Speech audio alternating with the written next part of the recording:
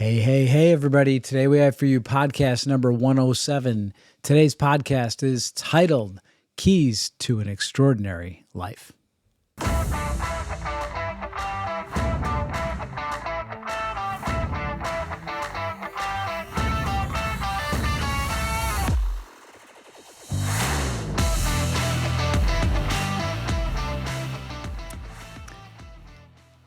Hey, everybody. Welcome to this week's edition of your weekly Limitless Life Network podcast. We are Dr. Pete and Sandy Lombardi, and this is the Limitless Life Network podcast where we flesh out the limitations that are preventing you from reaching your goals and living the life that you are called to lead.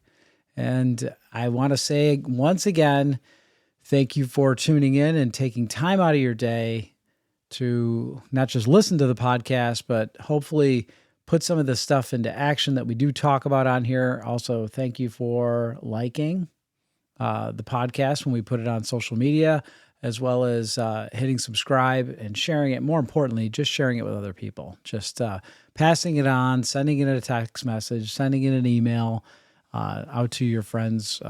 Because I know as you think about the topics we talk about, probably more than likely people in your life pop into your head. Did that ever happen to you, Sandy? Absolutely. Yeah. We were having a discussion earlier about Sandy's just getting really close to completing a really big commitment that she made this year. Want to talk about that a little bit? Well, I mean, I think it's a big act of discipline that you did. I'm not like trying to put you on the spot, but Well, I've been doing a Bible reading program, so I'm just about 10 days out from finishing reading the entire Bible. And it came up because we updated our phones, and I thought I'd lost my record in the app with all my notes and things that I had taken during the process. So that's why I was talking to Pete about it. But yeah, I'm excited to be finishing, but I said to him, also considering this void, and so I'm going to jump into another reading program. But yeah, so I was asking you about takeaways too, and one of the things that you mentioned was that no matter what day you read, but there's always something where it starts to come up in your daily life. yeah. That was kind of what I was thinking about, was that when people listen to the podcast, there's things in your life that probably this will apply to, or maybe, it's current for something that's happening right now that you've been thinking about. And it's not a coincidence that you're listening. It's really, I think, how we're supposed to help each other. And I did get a text from a friend that I didn't realize was listening to some of the podcasts, and last week on time, and she said, just wanted to let you know I really took something away from the podcast this week. And she realized she'd been so busy and consumed with work, they own their own business, that she hadn't been taking enough time to do things that she really enjoyed. And so she pulled out she loves to paint, so she pulled out a painting project and did it. And she said I had to keep myself in check because I wanted to spend hours and hours painting that day. But good for you for listening and applying something. yeah, And, it's awesome. yeah. Love to hear that. And so comments, I love the comments. Just great. It makes us really feel awesome, Yeah. So thank you very much. So on with the show. On with the show we go. All right. Today's title is Keys to an Extraordinary Life. And there could be several keys to an extraordinary life, right? The title came from a little bit from this book that I'm reading again. I think we've mentioned it before on the podcast months ago, but I'm now reading it with middle school, high schoolers at our co-op, and it's called 11 Declarations to an Extraordinary Life, The Mount of Olives, and a lot of just amazing points, life application in this book. So a few of the points from today are taken from there. Yeah. So I think some great wisdom came out of there. And, let's talk about point number 1, which is blaming no one but yourself. This was a key thing that I talked about with the teens this week. And, the author is just encouraging us to take responsibility for all the circumstances and things that are happening in our lives. And whether it was something in your upbringing or whatever, a situation, maybe it's nothing of your own doing, but this is the way things are. So not looking to blame someone else, but taking responsibility, and how you respond to the circumstance is the important part, not, so not blaming anybody else for the situation. And in the book, the character is on a ship that's in a storm. And he said, all of the crew members could blame each other for things going wrong. They could blame the ship. They could blame the storm. They could blame the water pouring in. And all of those things are going to end in their demise. And so or they can choose to work together, face the circumstance, and possibly survive this terrible storm they're in. So a good point for all of us to kind of like look at the situation, the circumstances, and own it and see where we can move forward out of it. Yeah. I think that we can look at today that this happens all around us. I was just speaking with a friend of mine, and I mentioned him a lot on the podcast, down in Southwest Virginia, and that his area was one of the areas that was hit really bad by this recent flooding that basically destroyed towns in Tennessee and North Carolina and Southwest Virginia. So, our prayers go out to all those families and, the impact in those communities, and some, small towns completely wiped away, just washed down river. But he said that there's only a few gas stations open, and you could go by there, and already you could see people literally just fighting with one another because they're stressed, they're frustrated, they're scared. But instead of working together, some people resort to blaming one another for their problem, and that's just a shame.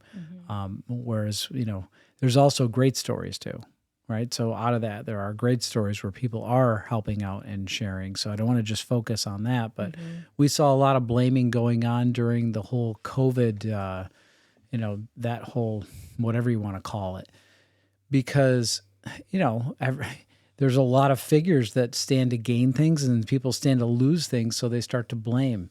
And we're in this political season right now, and each party blames each other party for what they're doing or what they're not doing, what they have done, what they haven't done. And it's just this constant passing the buck blame game instead of somebody owning the situation. You don't hear that ever. Like, I screwed up. I made a mistake. It's my mistake. I will fix it. What's wrong with that? Like, I mean, that would get my vote. I was telling you that in the book, one of the lines was blame only postpones success. And you said that had come up with one of your practice members in the office the other day. Yeah. And because blame is an excuse, and excuses just prolong, what's possible for you. It really, and again, this is the Limitless Life Network. If you want a life with less limitations, stop blaming. Stop making excuses. I mean, that's easy to say, but you have to first recognize, are you doing that ever? Are you just, we talked about time last week, are you wasting time, shirking responsibility for things? And I know a lot of people have a hard time assessing themselves. That's just human nature, because we're trying to protect our ego in that process. But those people that can put your ego aside and be vulnerable, believe it or not, and that's a key to success right there, is to have some vulnerability. You will go much further. You will go much faster to a better life with less limitations, for sure. Yeah, and thinking back to last week's our topic, time, and I did do the exercise of keeping a record of my time for a few days. And interesting looking at that, and I think my fault, and I could blame others, but when it comes down to it, I'm the one that allows my time to be taken up by different things, right? So I'm giving of a lot of my time and not protecting enough time for self-care. And so that was one takeaway from my time chart. And I could find myself blaming other people, but I've accepted responsibility and given of my time, and that's on me. So I need to learn better communication, guarding time for myself. So that's one area where I know personally I could blame other people, but I'm the one that's allowed it. So, Right. yeah. That's good. That kind of goes well with number 2, which is, do things happen to you or for you? Yeah. Again, this speaks back to do things happen to you is a mentality of somebody that's playing the role of the victim. And we've talked about this on past podcasts where it's very easy to say, ooh, look what's happened to me. And I didn't have a hand in any of this. And then we're really great at sharing negative things. We're really great at, just kind of, and I do that. I mean, if something doesn't go right, I start to talk about it and I mention it. And then the next thing you know, I've given it way more power than it deserves. And then all of a sudden, other people see it as something even worse than I describe it so poorly. Other people see it worse than I see it. And even though I'm maybe just talking about it saying, oh, this isn't correct, in my mind, I've already figured out the solution, but other people are like, now what do you do? And I'm like, well, I've already got that figured out. But, it's very easy to get into the habit of being the victim. Or you look at it as, okay, is this an opportunity? Is this a blessing in disguise? Where is the blessing? Do you even consider that it's possible that something could be much better than you ever thought? I mean, the Bible is riddled with stories of this where people just see things as such a tragedy, but then at the end, the story, well, somebody's blessed way more than what they ever thought they could ever have happen on their own. And we see that all the time in life. Like, God has bigger plans for you than you do. Yeah. But you have to walk in faith in order for that to happen, Yeah. Breaking out of it instead of seeing the limitation, I think. Yeah. Yeah. And I think like we were talking about with you reading, reading the word every day and, all of a sudden these things apply in life. Well, life was happening all along. And even years before, those things could have applied in other situations. But because you weren't in the word, you didn't understand how it applied.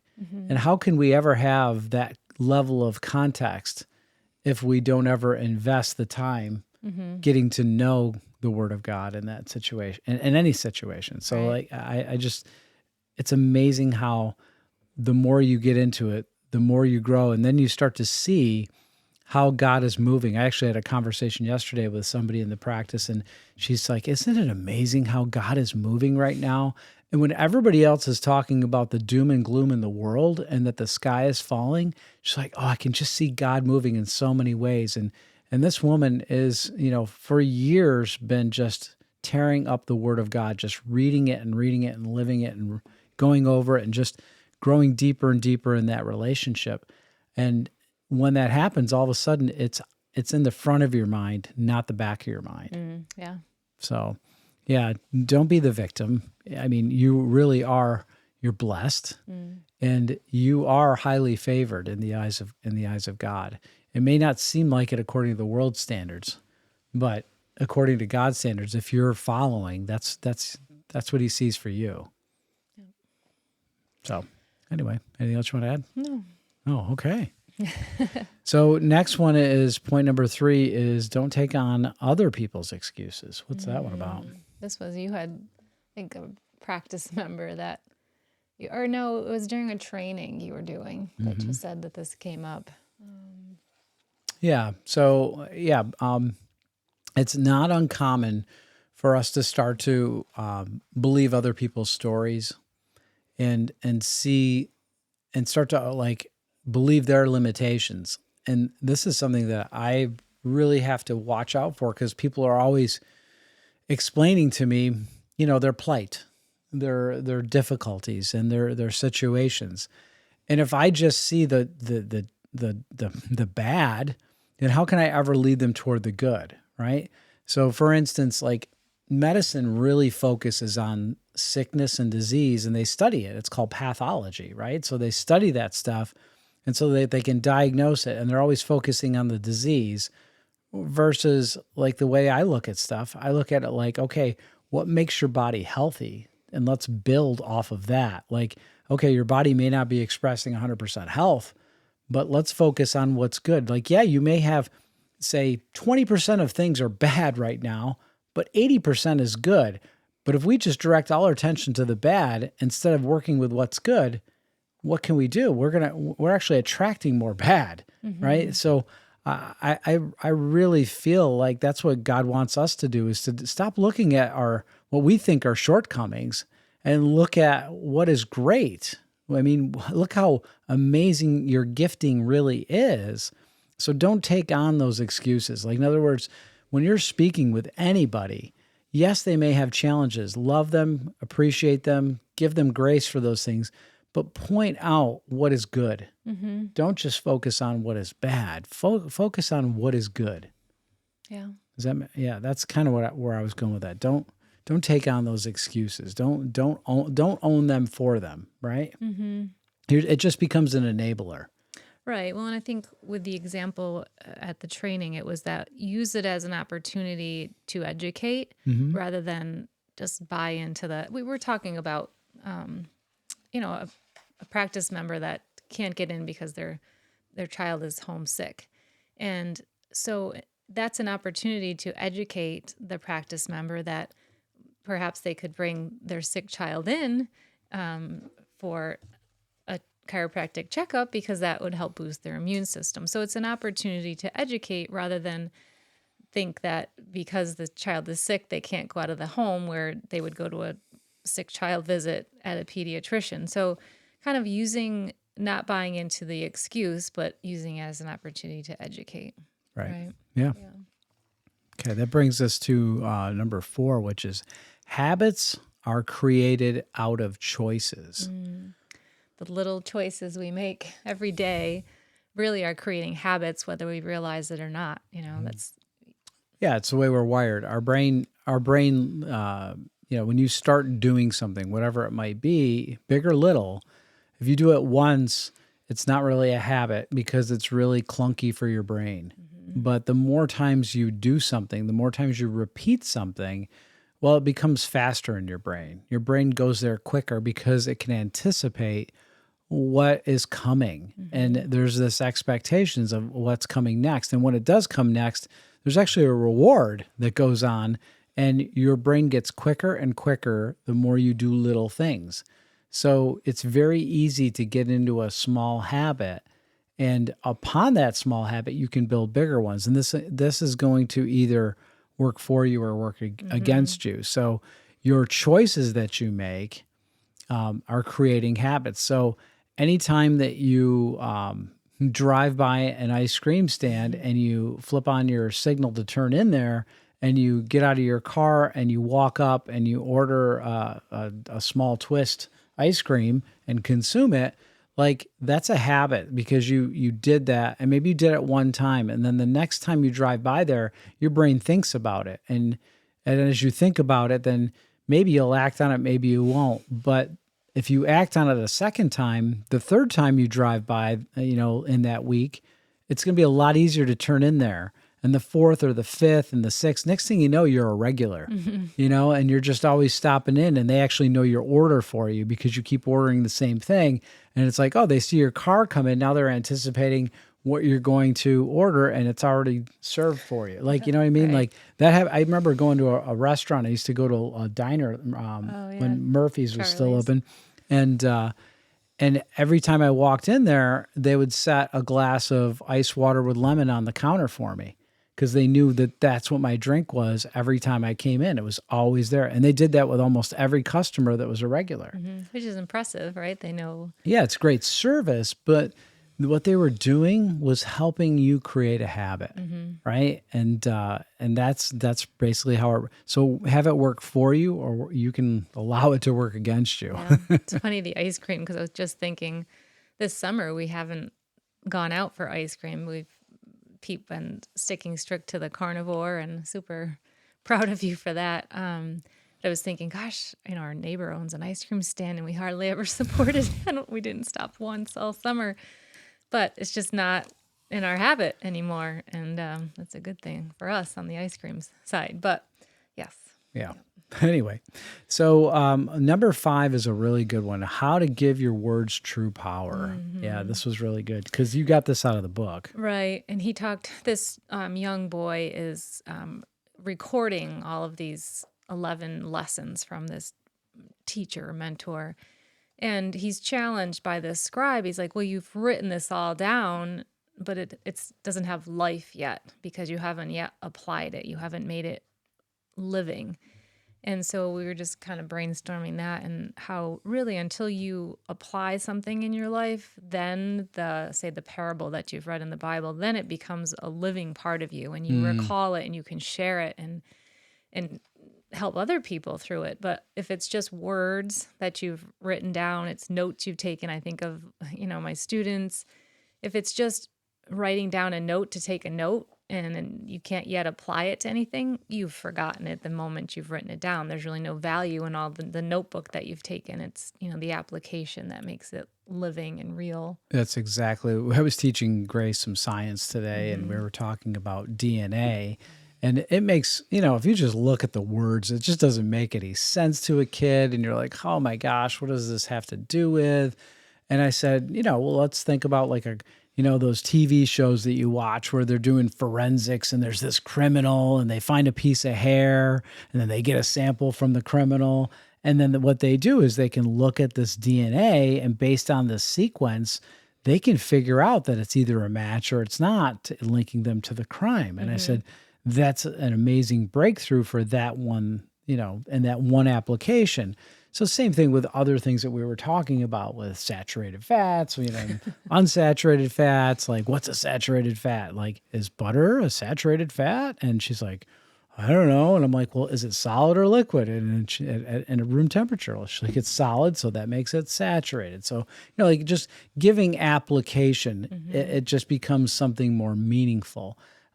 So that's why science can be boring or it can be useful and fun, right? So if you make it boring, if you're just reading the words like it's a textbook and you're just reading through it and not stopping to figure it out, well, then it's just not very much power. But when you can start to really understand it and apply it to real life situations, then it becomes very powerful. Then it becomes very useful. And that's like, when somebody learns chemistry, they can start to make things with chemistry if they get really good at it and really understand it. But if you just know chemistry to memorize a couple of things and pass a test, well, that's not real helpful. Right. Yeah. So, anything else you want to add to this week's podcast? I just think one takeaway as we wrap up from that is that your story is powerful. So, each one of our stories is unique and it can't impact anybody else unless you share it. So not only, written word, but spoken word. So share your story and let others benefit from the experiences that you've had. Yeah. And taking written word and sharing it takes, it takes a bit of courage. It also takes some effort and takes some work. And that's really, nothing really comes in life from being lazy and taking the easy road. So I actually bought a t-shirt recently that says work hard and trust God. That was going to be the title of the podcast today. I was going to wear the t-shirt, but I was like, but that's really what it comes down to is that, get to work, there's work to do. There's the fields are white for harvest, right? So it's time. So anyway, we love and appreciate you all. And I think that's a wrap for this week's edition of your weekly Limitless Life Network podcast. Be sure to tune in each and every week to stay connected, be inspired, and keep moving toward your best life by stripping away your limitations. Have a great week. We'll see you next week.